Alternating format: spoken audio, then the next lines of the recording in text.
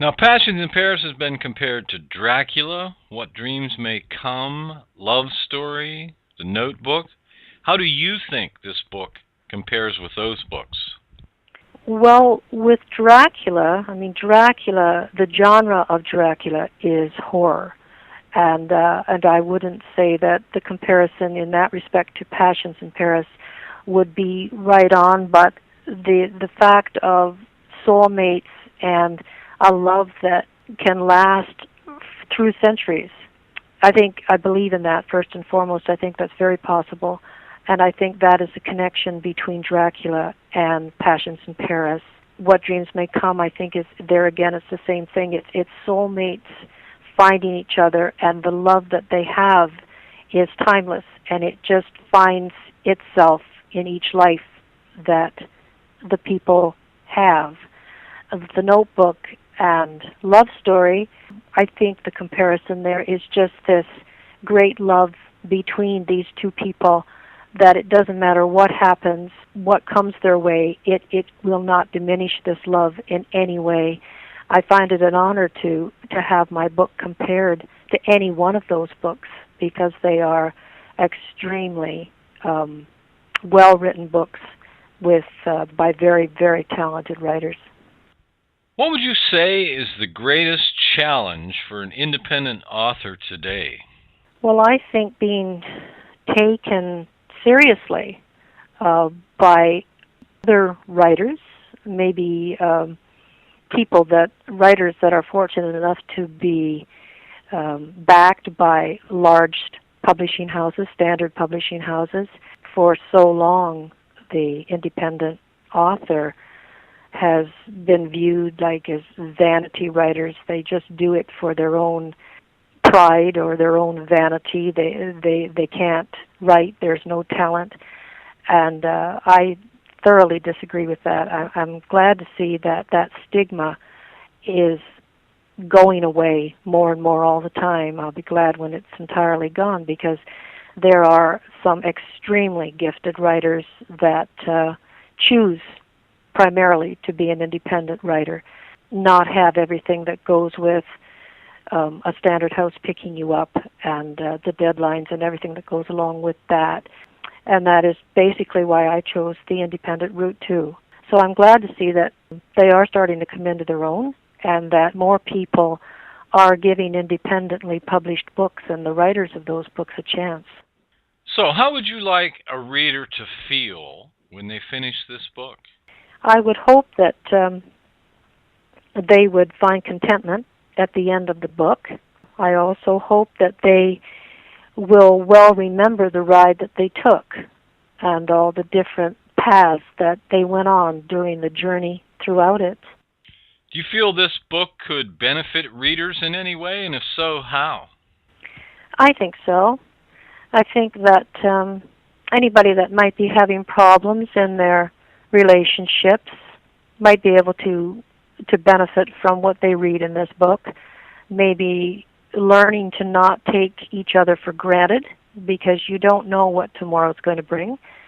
And maybe also learning to not jump to conclusions and judge things too quickly, because it isn't always something that you see. It might not always be the way that you perceive it. So I think if there's any lessons or anything to be learned in my book, that might be some of the ones that could be. Were there any parts of writing this book that really gave you a hard time or caused you to struggle at all? Well, I think that not only the writing of this book, I think regardless of what you're doing, whether you're sitting down to write a novel or whether you're writing a short story or a poem, there are places where you can start out like a house of fire. You're very inspired and you're fired up, and then you can get so far in, and then all of a sudden just draw a complete blank, and nothing is coming to you. So it was the same for me when I was writing Passions in Paris. There were times that, as much as I pretty well knew where I was going with this story, there was times where all of a sudden I wouldn't want to say I lost my way, but I sort of wasn't exactly sure what it was that I want to say. So there again, I would step back, maybe work on something else for a while, and it tends to help you freshen up your approach when you go back to it, and then you can begin and go a bit further with it. Now, could you say that the characters in this book, and there are a lot of them, would you say that they're entirely fictitious, or have you borrowed from people you know in the real world? Well, some of them are totally fictitious, and some of them I borrowed, and I think any writer does. You might base a character on somebody that you know, maybe the personality, or maybe some features or whatever. Some characters can be a combination of a few different people. I think I did that. I don't know if you do it consciously. Maybe sometimes you do, or sometimes it just, when you read about the character afterwards, that you stop and you think about somebody that you know in your own life, or somebody that you've seen somewhere. So with me, I mean, there are a lot of different characters. I sat for quite some time contemplating on the different characters that I would like to have, what they would be like, and how I would use them. Are you an outline writer? No, I wouldn't say so. I'm more of a character writer. I like to develop my characters first, and then decide the scenario that I want to put them in. So how do you develop those characters? Just using your imagination, thinking up people, thinking up what this character might be, or giving them a past and putting them in a situation that you think that their characteristic might be a good one to put them into. For me, that is what I like to do first and foremost before I come up with a story. If you have your characters in mind, for me anyway, it tends to help me come up with a story to put them into. Who should buy this book?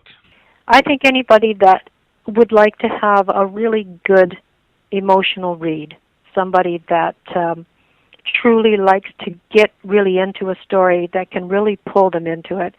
The story is very, very deep in places and very entailed, and I think somebody that is really into that type of a read, I think they would be very impressed with what they read. I think they'd be very entertained with it.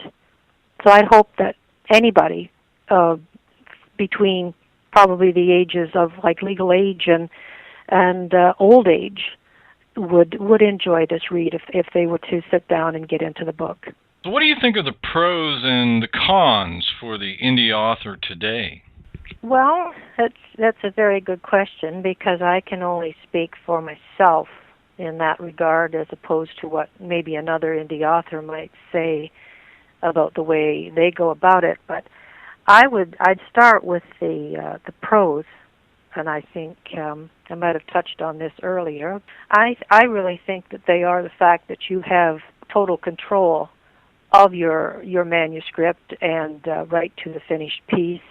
You hold your own rights, you hold your direction, instead of having that taken away from you in return to obtain a contract with a standard house. I like that. That's part of the reason, or really the main reason, why I chose to become an indie author.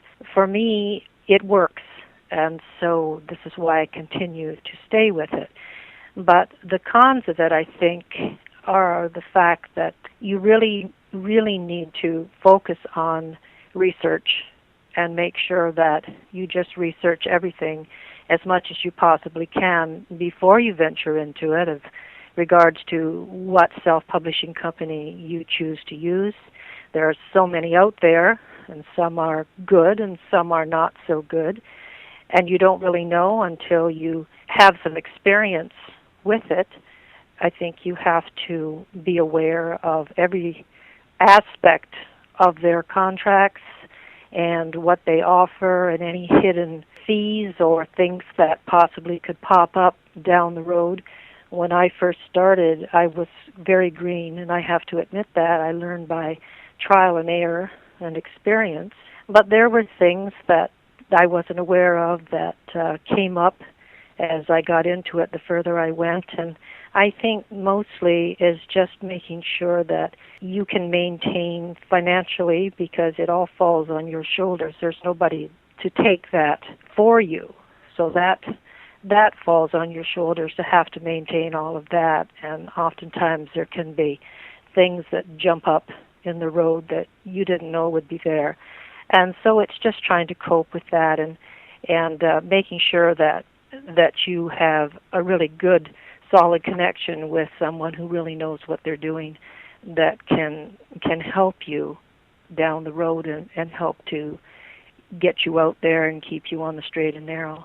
How about the first time you were published? How did that feel? It felt great. It was an accomplishment. I felt like I didn't discover a cure to some horrid disease or something like that, but it was an accomplishment. I mean, it was something that I had set out to do, and to hold that very first piece that was published into a book in my hand was a really good feeling. I think that that is what any author, or any even writer, before you even publish, I think this is something that you're striving for, is to recognize and feel what you've been sitting there working toward is finally realized. And for me, it was a really nice feeling to have that first author copy arrive in the mail to me, and unwrap it and hold it in my hand in a solid book in front of me. It was a good feeling. What would you say inspires you to write now as opposed to when you were younger? Well, when you're younger, you haven't yet experienced a lot of things in life. And I think one of the first rules for any writer is to write about what you know. That way I think you kind of keep yourself out of trouble. And what you write is, I think, more legible. It's more understandable about maybe something you're talking about. Your words and the way you form them, I think, shows the reader maybe how much you actually know about the topic you're writing about. And when you're younger, like when I first started writing, I was still a child, and when I wrote, I would write about what would interest a child.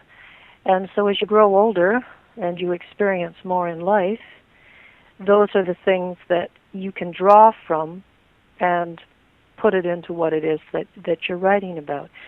So for me, I haven't probably had any different life than millions of other ones have had, but I've certainly had my knocks along the way. To be able to take from that and the things that I've experienced so far in my life and put it into a story that I'm writing, it works for me because I've been there and I've experienced that. So it enables me to write about it, I think, in a much more legible way. If you could take your career anywhere, where would you like to be in the next 5 or 10 years? Well, I think anybody would like to say that, you could be world famous and wealthy and retired on a tropical island somewhere. But, I mean, I'm a realist, and, 9 times out of 10, that's not likely to happen. But I'd like to travel more. I have been to Los Angeles back in the spring of 2011. I went there to do a book signing for the Los Angeles Times Festival of Books on the USC campus in California. And it was just absolutely amazing, just for that period of time that I sort of had that spotlight. It was really phenomenal, and I've never forgotten that. I would love to return there or anywhere else and do a signing on that level. But I really would like to travel more. I would love to get to Paris. I have people ask me all the time if I have been there because of Passions in Paris. But I have to answer no, I haven't been. I feel like I have because of all the research that I had to do before I wrote the story. But I hope someday that I'll get there. I would love to go to New York City. There's different places I'd like to travel around. And I think that I would like for my name to become known in the same circles as as Nora Roberts or Daniel Steele. I think that would be great, just to have that recognition, and to be honest, what goes along with that. But I think mainly what I would like to achieve is just the ability to be able to support myself from my writing, and to be able to provide a good living for myself and my family. I think anything over and above that is just added gravy, and I don't think anybody would say no to that.